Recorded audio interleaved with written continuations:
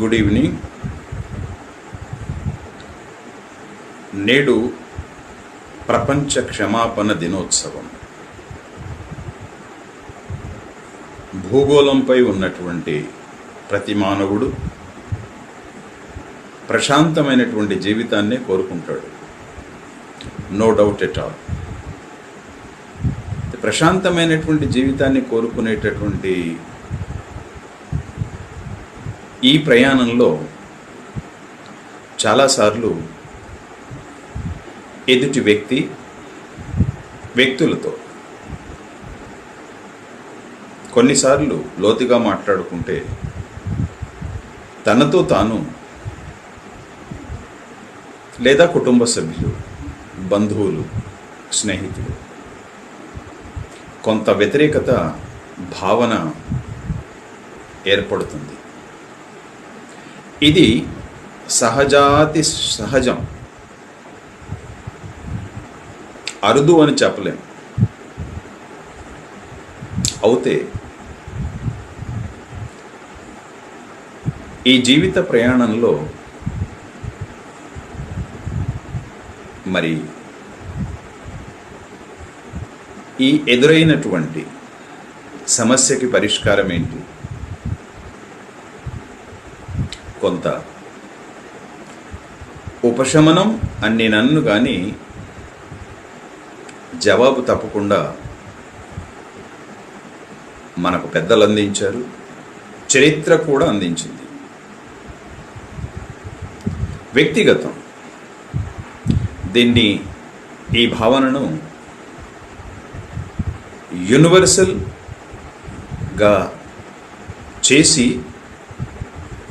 ఇది అందరూ పాటించాలి అని చెప్పడంలో తప్పేం లేదు, కానీ ఒకరిపై రుద్దేటటువంటి ప్రయత్నం మాత్రం చేయకూడదు అని నా వ్యక్తిగత అభిప్రాయం.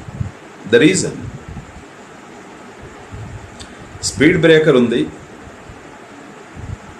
పక్కకే సైన్ బోర్డు ఉంది 30 స్పీడ్ అని. స్పీడ్ తగ్గించుకోవాల్సింది స్పీడ్ బ్రేకర్ కాదు, మన వెహికల్.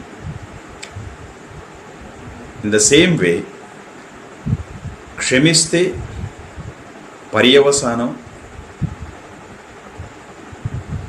మనం ఒప్పుకున్నా ఒప్పుకోకపోయినా ప్రశాంతంగా జీవితం గడిపేది మనమే. మన బీపీ లెవెల్స్ పెరిగే అవకాశాలు ఆ కారణం చేత తక్కువ, కొన్నిసార్లు అసలే ఉండవు. అంటే క్షమించడం అనేటటువంటిది భౌతికంగా సమాజం ప్రశాంతమైనటువంటి జీవితం జీవించడానికి ఎంతగానో తోడ్పడుతుంది అని అనడంలో సందేహం లేదు. రెండవది, ఆధ్యాత్మికంగా ఆలోచిస్తే క్షమాపణ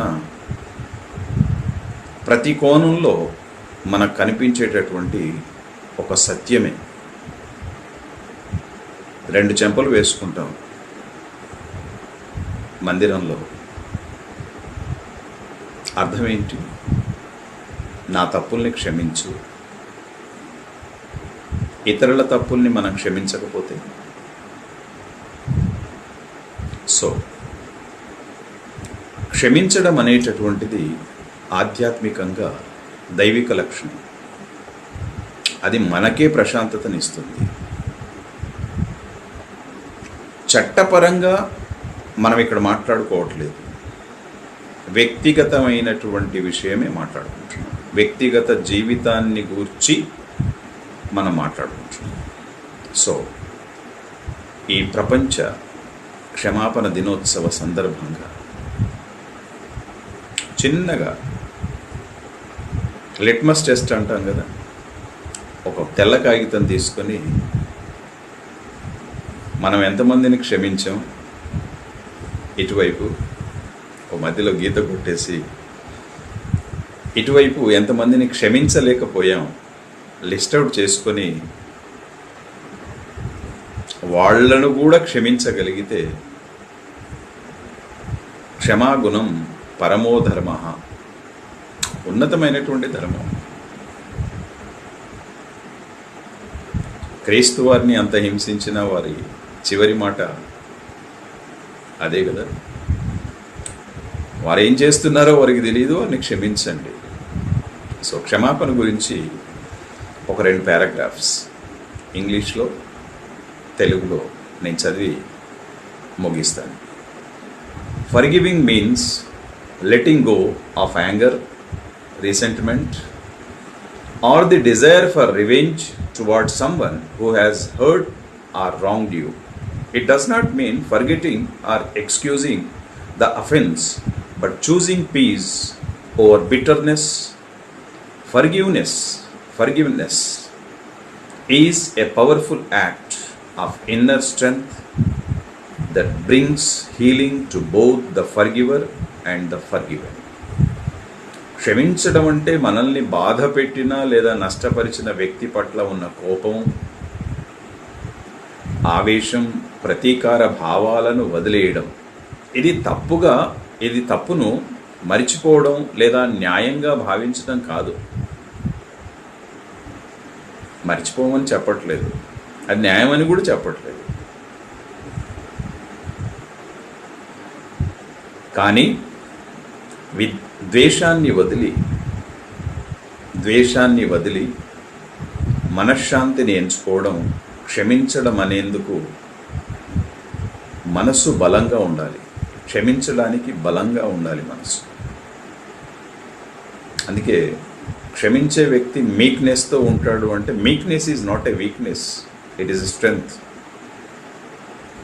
ఈ మధ్యలో ఎక్కడో మాట్లాడుకుంటూ బలవంతుడే క్షమిస్తాడు అన్నాను నేను. So it is true. ఇది మనం క్షమించిన వారికి మానసిక శాంతిని, వైఖరిలో మార్పును తీసుకొస్తుంది. ఆలోచిద్దాం. క్షమించడం అనేటటువంటిది సాధ్యమైనంత వరకు అన్ని నన్ను కానీ it is a great virtue, మహోన్నతమైనటువంటి దైవిక గుణం. సర్వే జనా సుఖినో భవంతు. వసుదైక కుటుంబక భావనతో జీవిద్దాం. India is my country, all Indians are my brothers and sisters. ఎవరిని ద్వేషిద్దాం, అందరినీ క్షమిద్దాం. Thank you.